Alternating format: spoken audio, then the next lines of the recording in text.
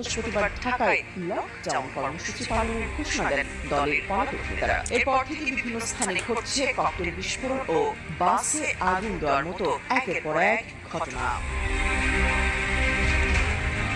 সোমবার সকাল থেকে রাত পর্যন্ত ঢাকার ৮টি স্থানে ককটেল বিস্ফোরণের ঘটনা ঘটিয়েছে দুর্বৃত্তরা। যাত্রীবাহী ৪টি বাসেও ধরানো হয়েছে আগুন। যদিও এসব ঘটনায় হতাহতের খবর নেই, তবুও জনমনে ছড়িয়ে পড়েছে আতঙ্ক।